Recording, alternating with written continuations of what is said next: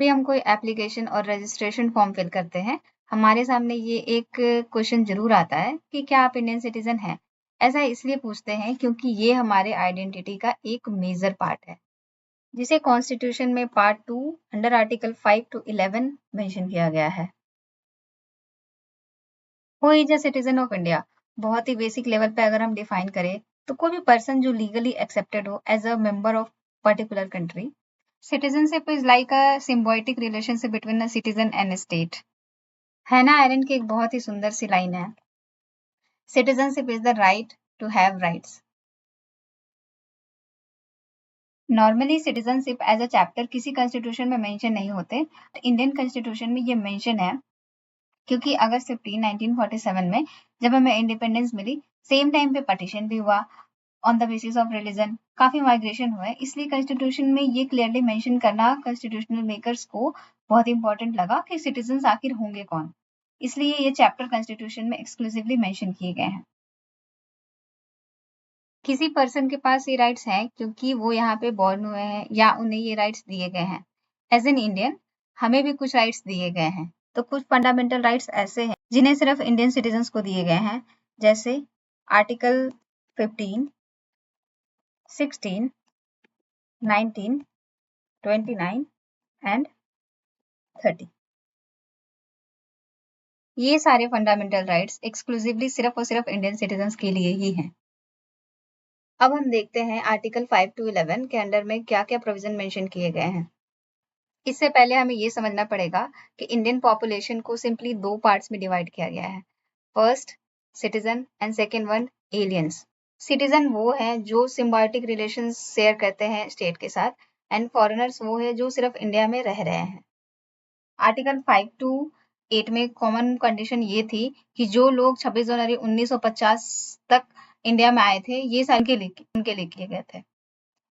Article 5 के अंदर में 3 कंडीशंस मेंशन किए गए थे। सिटीजनशिप चाहिए, वो इंडिया में बॉर्न हो, या तो उनके माता-पिता में से कोई एक इंडियन सिटीजन हो, तीसरा या तो फिर वो संविधान लागू होने से 5 साल पहले तक इंडिया में रह रहा हो, तो उसे इंडियन सिटीजनशिप मिल जाती। आर्टिकल 6 उन लोगों के सिटीजनशिप राइट्स के लिए है जो पाकिस्तान से इंडिया माइग्रेट हुए हैं। इनके लिए कंडीशंस ये थी कि ये 19 जुलाई 1948 से पहले भारत आए हों। आर्टिकल 7 के अंडर वो टारगेट पॉपुलेशन है जो पाकिस्तान गए हों इंडिया से, बट इनके लिए कंडीशन ये थी कि 1 मार्च 1947 से पहले पाकिस्तान गए हों, बट 26 जनवरी 1950 तक वो भारत वापस आ गए हों। आर्टिकल 8 उन टारगेट पॉपुलेशंस के सिटीजन राइट्स के बारे में बात करता है जो इंडियन ओरिजिन के हैं बट इंडिया के बाहर रहते हैं। इनके लिए कंडीशंस थी कि इनके पेरेंट्स में से कोई एक या इनके ग्रैंड पेरेंट्स कोई भी अनडिवाइडेड इंडिया में बॉर्न हुए हैं। अब हम समझते हैं सिटीजनशिप एक्विजिशन के कितने तरीके हैं। First citizenship by birth, second citizenship by decent, third citizenship by registration, citizenship by naturalisation and fifth one by incorporation of territory by government of India. एक एक करके समझते हैं सबके बारे में।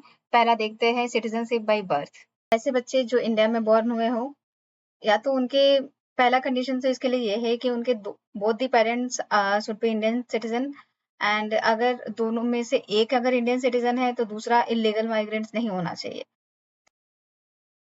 सिटीजनशिप बाय डिसेंट, सपोज अगर कोई बच्चा पैदा होता है यूएस में, बट उसके बोथ द पेरेंट्स में से कोई एक इंडियन ओरिजिन सिटीजन है, तो उसे इंडियन सिटीजनशिप मिल सकती है। बट वो यूएस में पैदा हुआ है इसलिए उसे इंडियन यूएस की भी सिटीजनशिप रहेगी उसके पास। तो इस केस में these are the only conditions where someone can have dual citizenship. Third way is citizenship by registration. अगर कोई पर्सन किसी इंडियन से शादी करता है 10 ईयर्स तक ऑर्डिनरी रेसिडेंट हो इंडिया का, तो इंडियन सिटीजनशिप के लिए अप्लाई कर सकते हैं through registration process. Next way is by naturalisation. अगर ऐसी कंडीशन हो कि कोई किसी इंडियन से मैरिड ना हो और उसका जन्म भी ना हुआ हो, साथ के साथ उसके पेरेंट्स भी इंडियन ना हो, दोनों में से कोई, तो ऐसे में कुछ कंडीशन मेंशन की गई है जिसको सेटिस्फाई करके कोई इंडियन सिटीजनशिप ले सकता है। पहला तो कि उसे प्रीवियस सिटीजनशिप को छोड़ना पड़ेगा। सेकंड कि उनका इंटेंशन क्लियर होना चाहिए, एंड थर्ड कंडीशन इज कि 8th शेड्यूल में मेंशन किए गए लैंग्वेजेस में किसी एक पर अच्छी नॉलेज होनी चाहिए। एंड फोर्थ वन इज कि उन्हें कंटिन्यूअस 14 ईयर्स में से 11 ईयर्स इंडिया में रहना पड़ेगा। इस प्रोसेस के थ्रू इंडियन सिटीजनशिप ली जा सकती है बाय नेचुरलाइजेशन। इंडिया किसी और कंट्री को अक्वायर करता है, फॉर एग्जाम्पल पौंडीचेरी, तो उसके सिटीजनशिप भी इंडिया के सिटीजनशिप बन जाते हैं। एक्सो these are the conditions to acquire the citizenship of Indian citizenship. So these are three ways: renunciation, termination, and deprivation to lose Indian citizenship. First renunciation, इस process में क्या होता है कि कोई अपनी मर्जी से इंडियन सिटीजनशिप छोड़ रहा है, बट अगर कोई कपल्स इंडियन अपनी सिटीजनशिप छोड़ करके किसी और पे जा रहा है, किसी और कंट्री की सिटीजनशिप ले रहा है, तो उनके जो माइनर बच्चे होंगे उनकी भी सिटीजनशिप चली जाएगी। बट उनके पास आफ्टर जब वो 18 प्लस हो जाएंगे तो उनके पास एक चॉइस होगी कि वो इंडियन सिटीजनशिप वापस लेना चाहते हैं या नहीं। टर्मिनेशन, सो टर्मिनेशन जो है वो गवर्नमेंट डिसाइड करती है एंड ये एमएचए के अंडर होता है। एमएचए डिसाइड करती है कि किसी को सिटीजनशिप किसकी सिटीजनशिप को टर्मिनेट करनी है। ये तब होता है अगर किसी ने फ्रॉड किया है, फेक डॉक्यूमेंट्स दिखा करके सिटीजनशिप लिया है, तो गवर्नमेंट उनकी सिटीजनशिप कैंसिल कर सकती है। And deprivation, and this is done by law. Someone is disloyal to constitution और फ्रॉड किया हो तो यहाँ डेप्रिवेशन के अंडर उन्हें सिटीजनशिप उनकी कैंसिल की जा सकती है। तो आज हमने सिटीजनशिप को डिटेल में समझा, कैसे लिया जा सकता है, एंड इनकी बाकी सारी डिटेल्स भी समझी।